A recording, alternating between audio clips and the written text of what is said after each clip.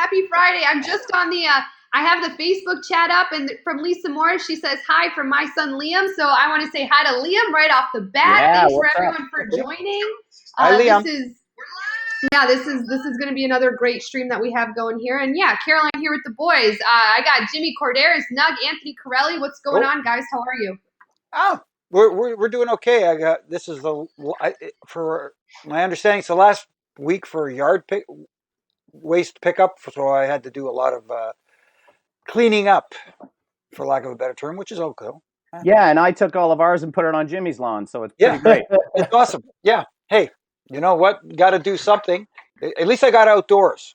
That's right. Well, there's some chatter about June. You know, people kind of returning somewhat in June. So this would be the August if June was back to school. You know what I mean? That's August true. 1st. Yeah, last month of summer before summer. I'm trying to do the math. Anyway. All right, guys. I feel like I have to tell Aftermath TV fans that I just had an interview with Otis. Yeah. Okay, awesome. And everyone always makes fun of me because after every interview, you guys know how I feel. I'm like, he's the best. I'm actually the worst, but he really is the best. And he's just so funny. And he talks a little bit about the nicknames he has for Mandy. He calls her Angel, Peach, Flower. He's so great, and he gives advice to anyone who might be shy approaching their big time crush, and you know how he feels about the entire situation. So I think that's going to be up on Sportsnet YouTube a little bit later today. So stay tuned. My question is, did he remember you from our SummerSlam watch along? So I brought up that we were on watch along with him, and that we saw him do the caterpillar, and then Anthony Corelli gave us his best impression of the caterpillar. I'm sure he remembers because he's so great. And actually, Mandy was on that too. And I asked him, I was like, at that point, you guys weren't a thing. You just had a serious crush on her, but now you got your girl. So he gave some good insight into all of that. But maybe while we're on the topic of Otis and Mandy, let's talk a little bit about them and honestly how well received they've been in the WWE universe. Yeah, absolutely. It's interesting because historically speaking, when two WWE superstars get together, after a while, sometimes things don't tend to work out the way they planned from the beginning. Mm-hmm. But this seems to be going in the right direction. I love them doing their little thing where they were doing the horse-drawn carriage ride and the whole bit. And I love the fact that Otis is just being Otis, as opposed to trying to be, something else. But it seems like a lot of fun. It seems like they're having fun. So let them have fun. Yeah, I don't think Otis can be anything else but Otis, man. That guy walks through an airport and you're going to do a double take. He's an interesting looking cat, that's for sure. And everyone loves a feel good love story, from back. I mean, think about Macho Man and Elizabeth when they had their issues, and when they got back together, there was adults crying in the audience, like, love prevails. And plus, this is a time right now where we all need some positivity and some love and all that stuff. Mm-hmm. However, if she ever breaks his heart, she is going to be public enemy numero uno. What I like is a lot of the reasons guys have problems with each other on our Raw and SmackDown and NXT shows. It's all. I remember a time when somebody started a rivalry with somebody because they spilled a coffee on them backstage. I remember where somebody just is jealous. That's a lot of it. Is you're jealous. You're jealous of me. You're jealous of my talent. You're jealous. This is a story we care about because it somehow affects us all. We've all liked somebody and had somebody else come and sweep them away, and then we're upset. We've all had that kind of happen to us, and it's the most relatable story there is. And then Otis we are Otis. We are all Otis, and we felt for Otis the entire time. What's going to be interesting is that when it comes to the Money in the Bank, it's Otis against Ziggler tonight for the last spot on the men's side for SmackDown. And I don't know if there's a ladder that can hold Otis.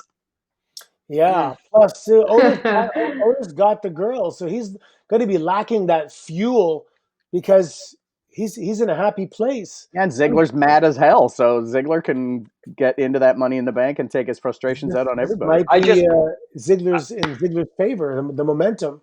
I just hope there's nothing nefarious happening behind the scenes that we're not aware of and could rear its ugly head on SmackDown tonight. True enough. The hamster's on the wheel. Sorry. It's funny because at the beginning of the interview, I asked Otis if he puts, because he was talking about how he's so excited for the ribs he's eating tonight. So I said, he's like, I like a little oil, a little salt, a little pepper. And I said, how about ketchup? And he actually gave a pretty good answer. Actually, I don't know if that stayed in the interview, but he said that he doesn't hate ketchup. And he wouldn't mind putting in. He says he puts ketchup on his pizza. I don't know. I've never heard of that. He says he thinks it's way better than ranch. Who puts ranch on pizza anyway? Oh my I God. put ranch. I like drench my pizza in ranch. You pour it on the pizza? Pizza's enough of a hard stopper as it is, but adding ranch just guarantees it's happening immediately. Yeah, and you know what? They've already made mistakes, and I know I'm going to eat a lot of it for this one. Putting pineapple on pizza is already that's sacrilege to me. But I'm guilty of that. anyways, ketchup. Okay, ketchup is the lesser of two evils. Let's put it that way. Who decided to put fruit in tomato sauce? It just it's a hard no for me, and I'm sorry to anyone who enjoys it. Like, no judgment, but I would never eat it. I worked at a pizza place all through high school, and we had a grocery store across the street. So I have experimented putting all sorts of things on pizza. And when you run out of ingredients in the store, you're like, well, people put pineapple on pizza. Go get a can of fruit cocktail across the street and let's see what happens. And that's not great. And it actually makes you appreciate pineapple a little bit more. Oh, well, it's funny you said that because I was shopping for some pineapple tidbits this week for our pizza day on Sunday. They were all sold out at the great superstore in Mississauga, Ontario. Well, if you're in the East, I almost bought fruit salad. The gimmick you're talking about. AC, if you're in the East End, drop by Casa Corderas, and we have some crushed pineapple and a few cubes as well. We found some at Freshco. Oh, well, okay. Yeah. All right, I'm sorry to have made the conversation about food, but if you guys know me, it's either food or dogs. Not a problem. Okay, so we have some questions here about Money in the Bank.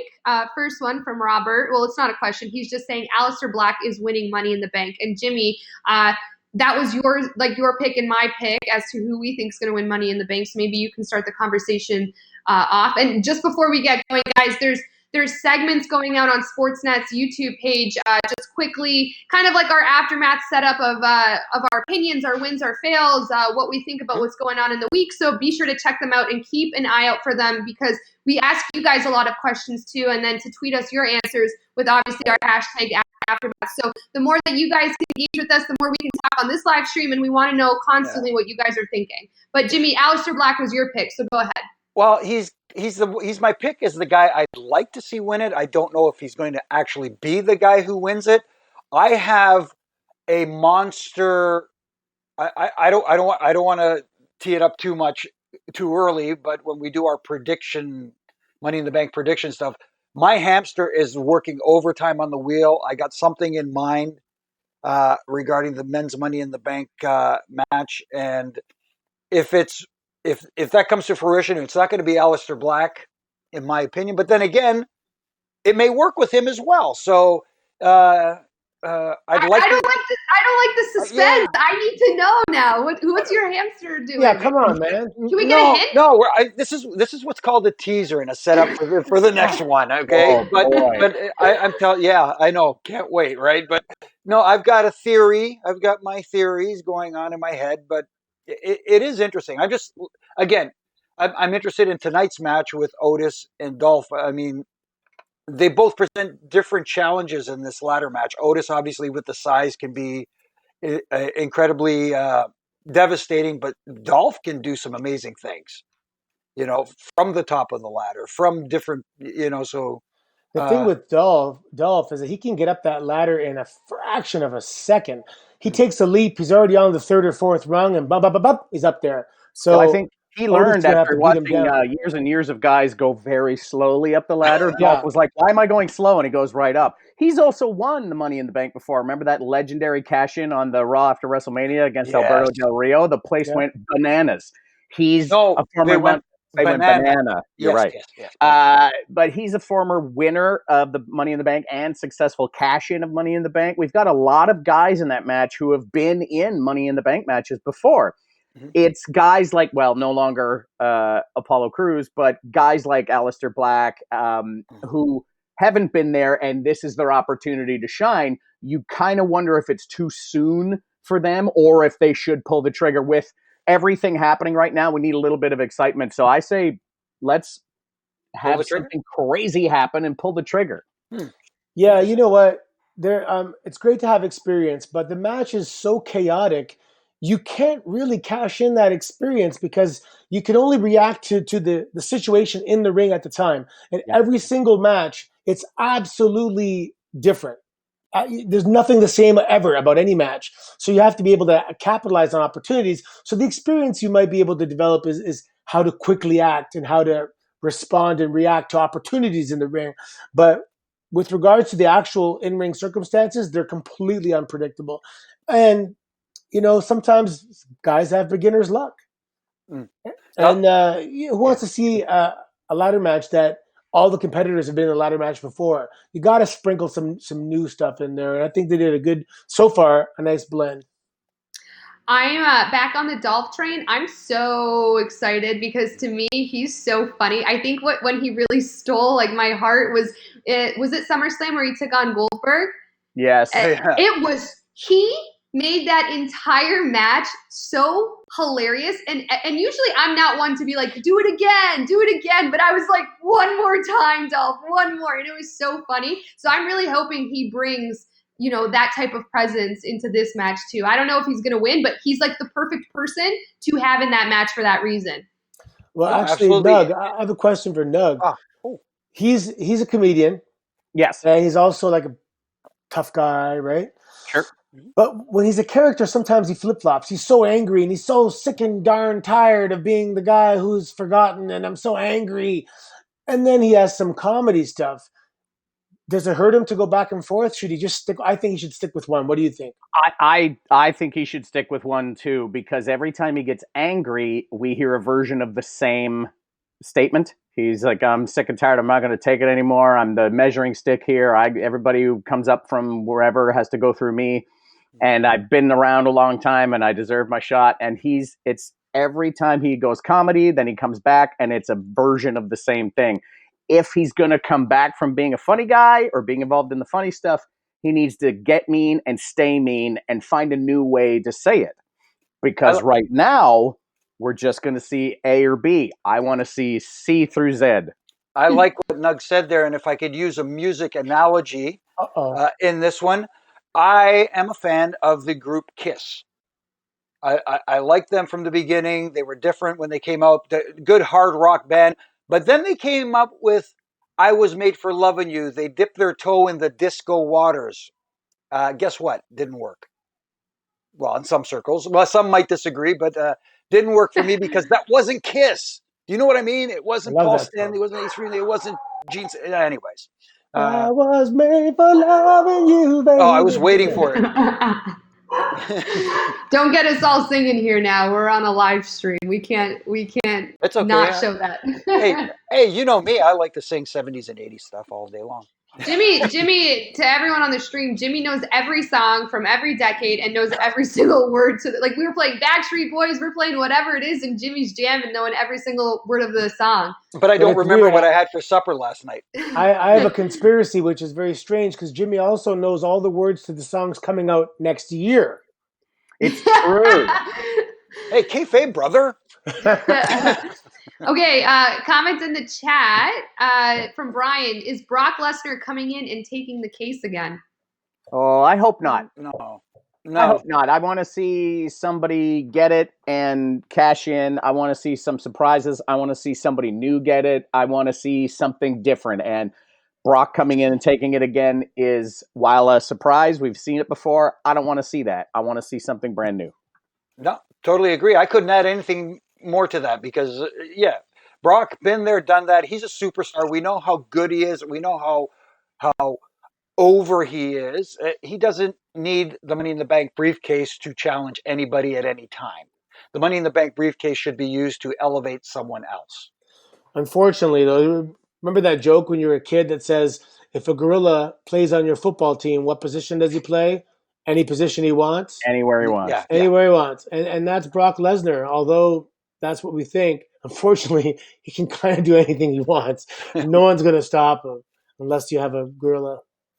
Guys, there's a comment in the Facebook chat that just made me laugh, and it's from Scott. He goes, "Who is this girl? Is she a wrestler?" And that's my dream. Let me show these pipes. I wish I was a wrestler. I'll let the guy know. Hey, Scott, she's been on the show for like 4 years. Yeah. It's okay. It's okay, Scott. What's going on? I hope you're having a good day. Glad to help you. If I could be a WWE superstar, I really would be. I think that what they do is incredible. Okay, I told you I can train you. You just got to come out. There you go. Get in there. Yeah. Anthony, I would do it. But I think I'm a little late in my career to do that. No, I started training at 28 years old. See that? Okay, so my age. There you go. You can do and it. You know, and I'm AC, probably a Hall of Famer. And Just kidding.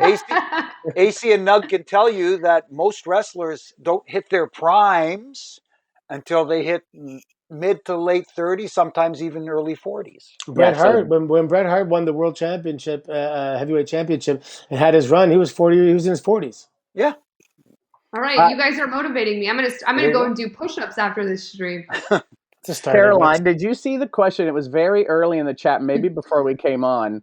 But Vincenzo asked what our thoughts are about our Canadian boys Ever Rise debuting on Monday Night Raw. That was the guys in the French fleur-de-lis tights. Yeah. I know one of them from, I've seen him wrestle at Anthony's place. Big Magic. Big Magic. Yeah. All right, so tell us the inside scoop then. With those guys? Yeah. Oh, they're a tag team and they've been at the Performance Center for some time. Opportunities have been created because of COVID-19, and they capitalized. They went out there, had a good showing. Now, someone like Big Magic, he really responds and plays off the crowd a lot. So you didn't see the best version of him because there's no crowd to respond to. But as far as there's a few guys that I think are very funny. And he, to me, is hilarious. I can watch him all day, and he just cracks me up. My eyes are not, they're constantly on him, seeing the little subtle things he does and things he says under his breath that are so funny. So I want to see more of them. They weren't in the best shape, unfortunately. They didn't capitalize, to its fullest because they were not in shape. But they're personality guys, so there's a little bit of leeway there. What I liked is that, like you said, I think it's Matt Martell, used to be Big Magic. Matt Martell runs his mouth a lot, all the time, gets the crowd hating him in between the moves, never shuts up. It's a little more obvious when there's no crowd that he's yapping away all the time. But in that respect, he really reminds me of Kevin Owens.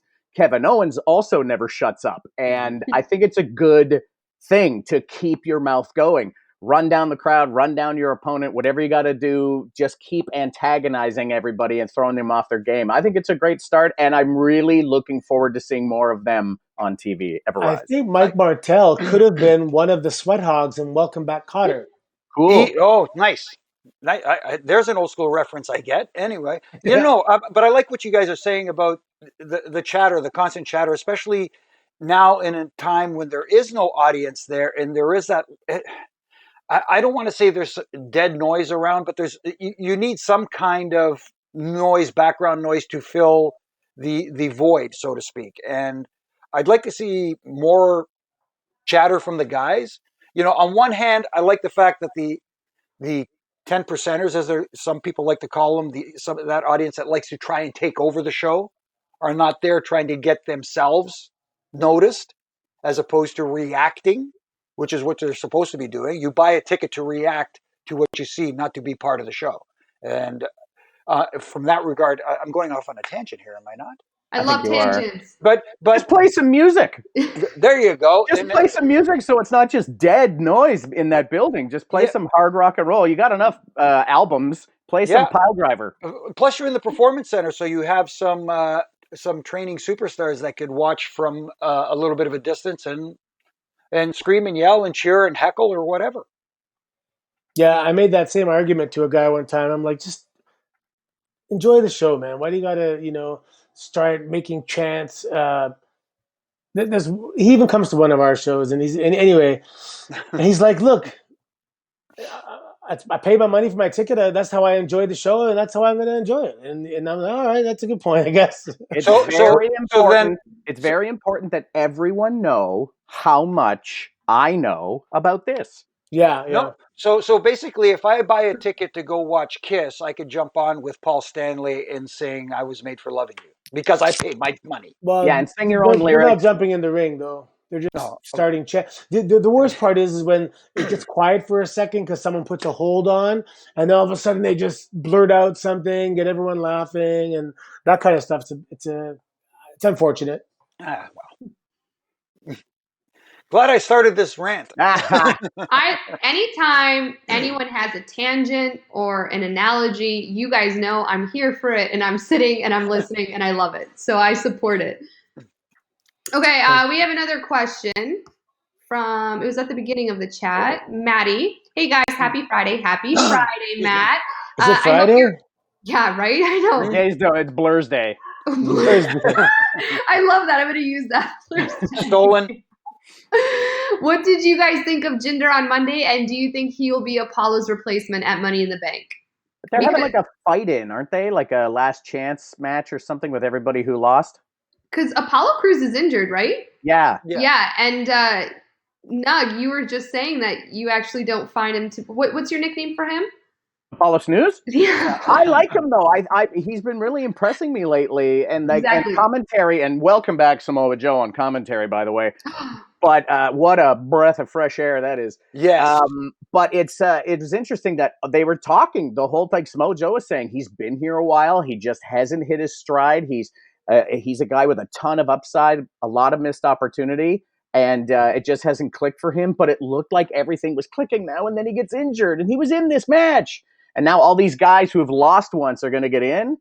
I don't know. They already lost, man. I mean, I don't know how serious this injury is. That's the only thing. Is it like bad 6 months gone? Or is it like he can wrap it up and power through it?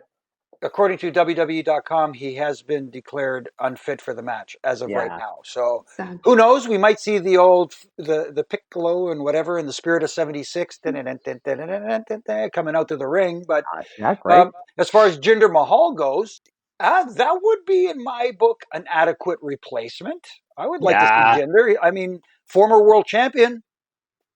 And he looked good on Monday. Really good. He's humongous, man. Jinder's a beast. Jinder's Yeah, cut. Like, you can see his muscles. Like, yeah, he's a beast. Yeah. He walked out. We were watching it on Monday, and my wife, Carissa, she was like, whoa, look at Jinder. Like, I was, that's Jinder. Yeah. I heard every time before he goes on TV, he has to pass by PetSmart and get a shave down, little body shave down. Oh, is that true? Don't reveal your sources, Anthony. Brent on the YouTube chat, Nug, says that he now always calls Apollo Crews Apollo Snooze because of you. So you're a trendsetter. There you go. Sorry. Apollo Crews looks like he was a cute child. He still looks like a cute child. That's why, probably, yeah. He has a baby. He still does. Who is winning tonight? This is from Travis on Facebook. Who is winning tonight, Mandy or Carmella? Ooh. I hope Mandy. I hope Mandy as well. Yeah, I hope so too. But you never know. Well, Carmella's won it twice, sort of, already in the same year.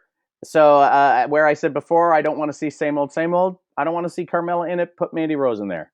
Yeah, I mean, there's obviously she's kind of popular now. She's in a storyline. But just athletically, Mandy Rose is a legit strong athlete. She has a ton of muscle mass. She's athletic. She's coordinated. She's disciplined. Carmella's, I just don't see her as like an athlete like Mandy. She's pretty and she's sassy and she's a little evil and somewhat capable. But Mandy's she's strong, man. Yeah, I'd rather see Mandy in that spot. Again, you want to start elevating the next generation of talent, and I think she is more representative of what the future holds as opposed to Carmella. Carmella almost feels like been there, done that. No? Yeah, and she needs to squat. Who is winning tonight from Steven, Otis, or Dolph? I know we quickly talked about them, but if we could put predictions in. For everybody else that's in the match, I like to see weird stuff. So everybody else seems to be a certain size and a certain shape. So I would like to see Otis, who looks like a real live Mr. Men character. I would like to see him in the match. Everyone else is this, and Otis is this. So that's what I want to see. But I feel like Dolph has advantage over Otis. Will be like planes flying around King Kong, and I think Dolph's going to make it through. I think Dolph is going to win too. No, I'm going to go the other way. I'm going to say it's going to be Otis because I want to see somebody different in the match. We've got a lot of guys who could fly in the match. I want to see a wrecking ball. Yeah, man. Just someone causing destruction in the match because everybody else. Is that who you want to see, or is that your prediction? Well, more what I want to see. But it's your heart again, pick, Jimmy. It's my heart pick. My heart is for Otis, but I have a funny feeling that maybe too soon, but maybe Otis's heart gets broken tonight. No, that's too soon. No, that's way too soon. I know it's too soon. Say that, Jimmy. This was supposed to be the summer of Otis. Oh, yeah. If we have a summer, give us one thing in 2020 and let that be Otis and Mandy. Let that be Otis and Mandy. There you go. Love them. Great question. Virus. Sorry? Corotis virus. Oh no! Oh no! Don't start that. You guys. Trending hashtag. I know, right? Brian Carpenter has a very, very good question here on YouTube. Who do you think should be the next Kofi Kingston, as in the guy that finally gets the opportunity? Ooh, man, it's almost like I got to bring up a list on the roster and see who has been that guy that hasn't had that opportunity yet. Well, we just talked about Apollo. He could have been that guy. And anybody I could name no longer works there. Yeah, that's yes. There's a long list of guys who put in so many years and never got a shot. We lost another one this week with Curtis Axel. Oh yeah. And so it's like all these guys who have been around and were the workhorses for so long. Those are the guys that I think should get the opportunities. You know what? I'll say it because it's damn time Cesaro got a shot. Good call. No, Good call. As you said that, there was a comment that just popped up on Facebook that wrote, "I think Cesaro." So yeah, man. Like that's there you go, Travis. Cesaro mania, buddy. Good call, Travis. Yep. Okay, I'm on board with the Cesaro thing. I think he's man. a tremendous talent.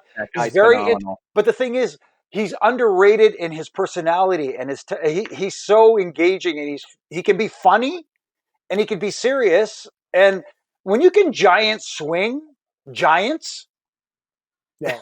Yeah, I was the first guy he did that to too on Raw. Here in Toronto. Yeah. So that's why you're no longer. He also, here's a little fun fact about Cesaro. He travels with a collapsible bowl. Like a bowl. You kind of squash it, becomes like a plate, and then you pop it out. And he travels with his own muesli. He loves muesli, and he eats muesli in those collapsible bowls every day on the road. Interesting, huh? I love it. Can you cross the border with that stuff? Muesli? Yeah. I believe so. Yeah, Anthony's just put it in one blast right now on the live stream. Oh, jeez, wait a second. Oh, no, you've outed him. The border police are going to get It may have hemp parts. Here's a question I like. Thoughts on Gronk being 24/7 champion? Guys, we released, like I said at the beginning of the stream, little segments on Sportsnet YouTube. My win from this entire past week was the fact that the sky is now the limit for the 24/7 championship, with Gronk now being in Tampa with Tom Brady, or Tampa, as Brady has now coined.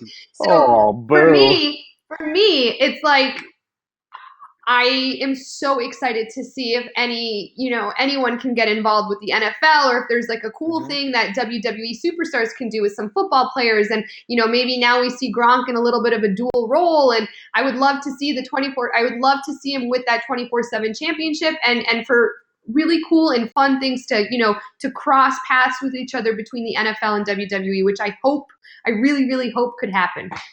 There's, I just want to see Truth in a football uniform roll him up in the end zone during an NFL Right? game. Also, unless Gronk and Tom Brady are wearing those creamsicle jerseys, this signing means nothing. Can you imagine him being the first two-sport entertainment athlete, where he's an actual NFL player and professional wrestler concurrently? That's incredible. It's never been done. it opens up a world of opportunities. I mean, like you could have attempts at from people trying to not cash in, but try to win the 24/7 championship at training camp, setting up for the season. Right? During practice, during the season, and of course, the ultimate would be. Can you imagine? I think I said this on the thing we did earlier in the week. Where can you imagine on Monday Night Football during Raw? Hold on, we're going to Tampa Stadium where we have it on good authority that someone's going to try and get. And right in the middle of Monday Night Football at halftime or something, somebody rolls up Gronk for a win. And you got it on Monday Night Football and you got There's it refs on there. Monday Night Raw. Why not? There's referees everywhere. Exactly. Like I said, Ed Huckley with those big guns should be counting it. But anyway. If he's licensed under the auspices of the Athletic Commission. But anyways. He's an absolute natural in the business, and I hope, regardless of what happens in his football career, that he sticks around the sports entertainment business, because he's definitely an asset and an attribute. No, it's so true. I mean, I didn't really have a fail from WrestleMania 36, but the only thing I wanted more of was more Gronk. Like, I didn't need him to wrestle. I didn't need him to have a big moment. I just wanted to hear and see him more, because just by his presence, his dance moves, his faces, the things he says, it's just so naturally funny. I could watch him play football all day. I could watch him, host a WWE pay-per-view. So, or win the 24/7 championship. So I hope it would be so incredible if he could do both roles. And if not, at least stay in the picture stay in the WWE picture for a little longer. Here's an interesting fun fact about the Gronkowski family. Rob Gronkowski's father was roommates in Syracuse University with Mr. Mike Rotundo. Oh, IRS himself. There you go. And so his brothers, he has at least three brothers,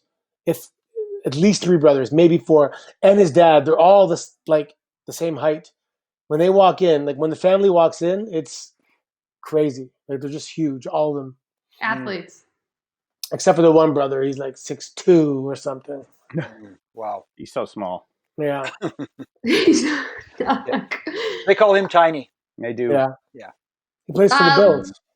Let's talk a little bit about maybe the women's side of Money in the Bank and our picks. Again, these are up on Sportsnet's YouTube, but why not talk about them now? I would love to see Shayna Baszler. You guys know me with Asuka. Nug, we had the exact same answer. It's like we would be happy to see if Asuka wins, because of course, she's great. But Shayna Baszler for me right now is just on a roll. She's tearing everyone's arms off. She does not care about interviews. She does not care about her actions, which is like ruthless. But I kind of love that in a superstar, and I think that she's pulling it off really well. And I would love to see her continue that feud with Becky Lynch, because she's my girl to take down the man. I'm putting that pick in.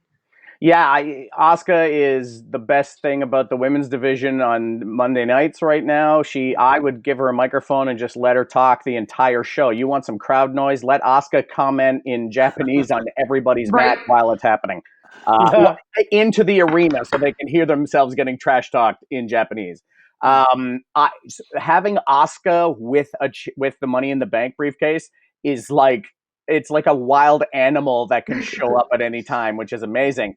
But Baszler with the briefcase is like a sniper or a hitman. You never know when she's going to strike, and she's just going to play it cool and then just show up and go, oh, you know what, maybe not today.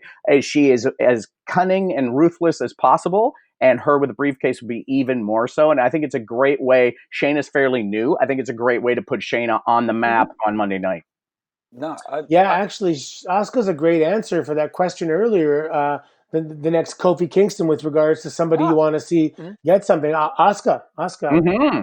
Just Asuka. Just Asuka. You son of a gun. Yeah, there you go. And with the ladies' Money in the Bank match too, like I said earlier, with Otis possibly being that wrecking ball in that match, maybe you get a Nia Jax who could do the exact same thing on the women's side and be that counter to all the flipping and flying and all the crazy stuff.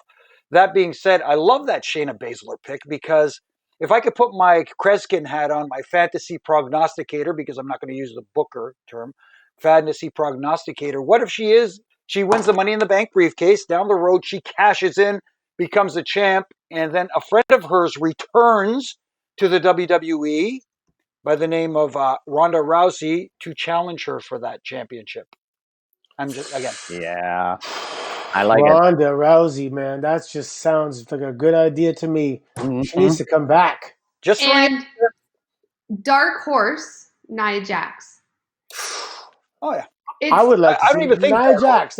She's another girl, the Kofi Kingston situation. I'd Agreed. love to see Nia win the whole thing and just stay there and be a champion for 1 year and be a real monster like she is. I mean, she's a gorgeous, but she's a monster.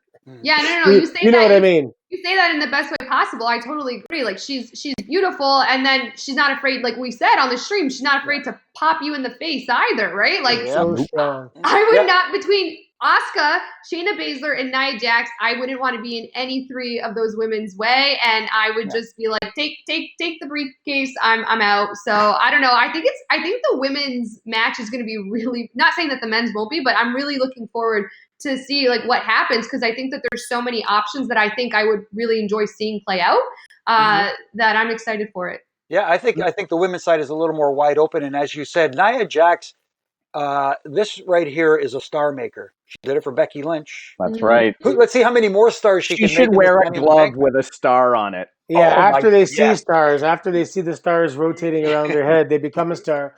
But imagine going hiking with Nia Jax and she rolls her ankle. How are you going to carry her back? What makes you think of these things? I don't. It's a big lady. Okay, Jimmy, there's a question here for you in the chat from Travis. Can Jimmy return to ref one more match? He was a big part of my childhood. Yeah, Jimmy, do it for this one guy. Please. No, you know what? It would have to be the right match. I've been asked this before. If I could return for one more match and referee one more match, who would it be? Tough call, but man. Well, you're going to say you want Gargano. You want to ref maybe. Gargano. You know what would be cool? Now that you mentioned Johnny, the past meets the present, or the past meets the future. How about Johnny versus Edge? There you go. I'm in. I would love, and right here in Toronto, just thank you very much, and I could go out to pasture. Johnny versus Edge, interesting. Then Nug will be the in-ring host. I'll do the post-match interviews, and AC can come in and somehow mess the match up. AC could interfere. Nug, if he could say rated R. Yeah, I'll do my Chimmel. Yeah, impression. there. I love it. My wife passed me a coffee, and she did it with like a 10-foot telescoping rod because she doesn't want to be on camera. Right. That's hilarious. Amazing. She's shy. There you go. Oh, hi! I love when your guys' significant others come on. Yeah, it shows we're human beings. We are. Who brought this up? I think it was Brian mentioned Bailey and Sasha and how the tension is starting to brew between them. What do you guys think? I know that we've said a lot that we've seen this happen before. We don't hate it, but we're just not overly excited about the storyline and the feud between Bailey and Sasha Banks anymore.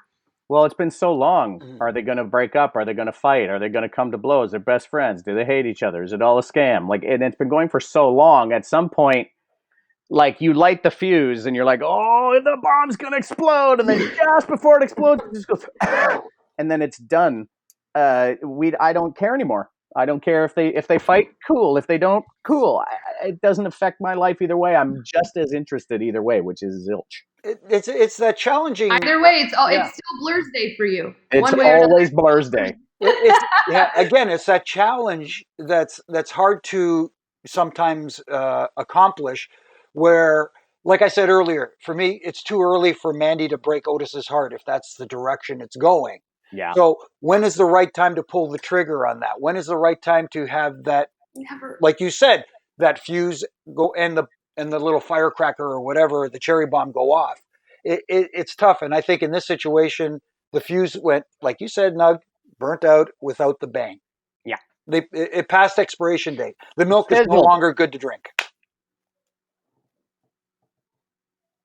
That's it.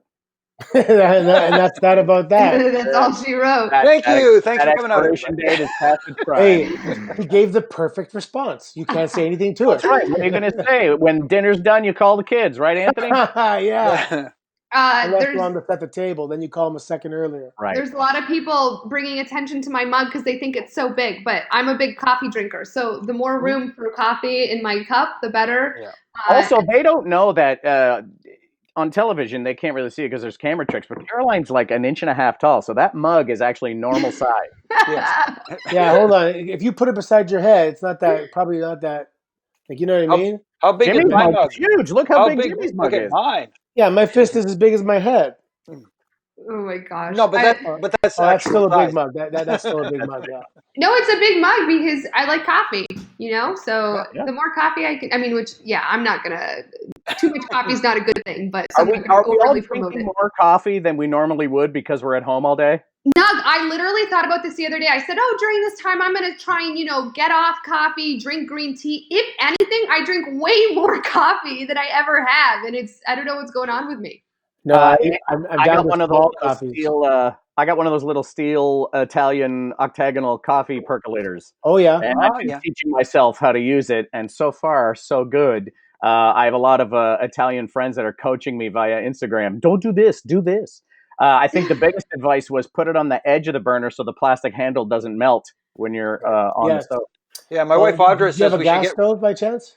What's that? Do you have a gas stove by No, chance? it's heat induction. Oh, yes, you're right then. No, absolutely, yeah. See, my wife Audra, she wants me to get those the little cups, the individual cups, so you make one cup at a time.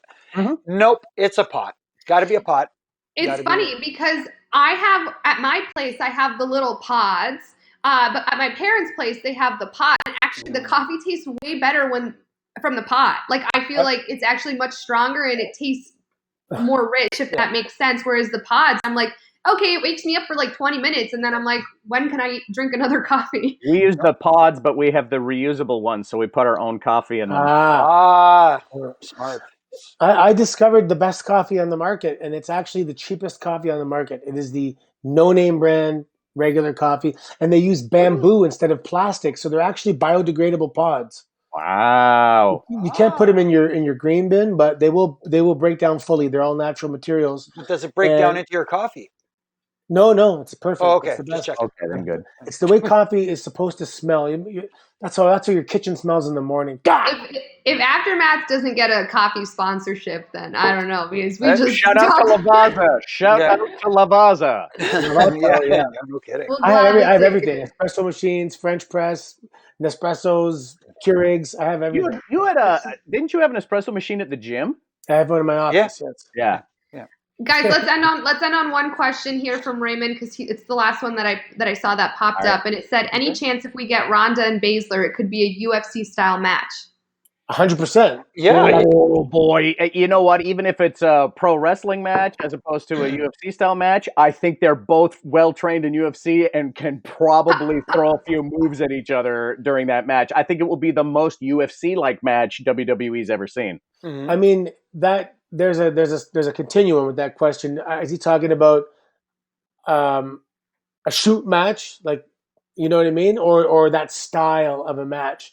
And the style of the rules of the match are the same. Okay, so for example, let's say you had a WWE match right now, currently WWE match, and you say no pins. Well, how else can you win? You can win by the guy doesn't get up for the 10 count. You can win by submission. You can win by referee stoppage, disqualification, stuff like that. Yep. So all you have to do is really just take out the pins, and you can have a UFC style match, so to speak. But imagine having a UFC fight with a 3 count. Huh. Oh, yeah, that would be interesting. If they do it in a combat sport UFC style match, one of the rules I'd like to see changed, if they're going to go that route with a match like that, is when they're in the cage, in the octagon fighting, they can fight up against the cage and they could pin their opponents against the cage. in a ring, in a wrestling ring, you're supposed to break by the referee's 5 count, supposed to come out of the corners, come off the ropes, bring it to the center of the ring. Take that away, where they could actually fight into the ropes, where they could actually fight in the corners and kind of pin their opponents there. I don't know, maybe eliminate the count out rule as well. There's so many different variations you can do to this. Yeah, but guys, I like pro wrestling because that UFC stuff's rigged. I know. Nug's about to start the most controversial chat in Aftermath history. I actually, when I coach and teach and when I like to see matches, if someone simply touches the ropes, it shouldn't mean break. If someone grabs the ropes to avoid the continuation of action, break the hold. But if I back into the corner, the referee should immediately say, guys, work out of the corner, keep working. And if they stop working and they just clinch, like in boxing in the middle of the ring, then you could stop them, get them in the middle of the ring. But the ropes, the corners should not be a stoppage. I like what Jimmy says. Let them fight on the ropes. But if someone clearly holds the ropes to, he's gonna get me. Yeah. I've seen a few referees when they've grabbed the rope to get out of a hold or to avoid a sunset flip, kick the arm. And that's when that's when the ref's had enough. He kicked your arm. Yeah. I've done it. I've paid for it, but I've done it. Just tell the guys to work out of the corners, keep working, keep working. If there's no progress, try this. Say, hey, stop. Yeah. Aftermath TV fans, thanks for tuning in. Your comments, your questions, your hellos, your everything that you send. Saying hi to Cash. I know, saying hi to Cashy. Yes, Cash is upstairs sleeping because he needs his rest. He's sick of me. He's sick of me during quarantine. He's like, get away from me, Mom. He's getting a nap. He's got a big day on Instagram coming up. Yeah, exactly. So thank you guys for tuning in. We do this every Friday. So keep up with us on Twitter, Instagram, YouTube, wherever we are. We want to hear from you guys. And check out those videos that go up on Sportsnet YouTube because we ask you guys questions and we want to know your answers using the hashtag AskAftermath. So then we can talk about it. So we'll put them out there, sportsnet.ca. Yep. We'll they're all over the place. I have a question for everybody. If you have a baby 9 months from now and it's a baby girl, do you think the name Quarantina is nice?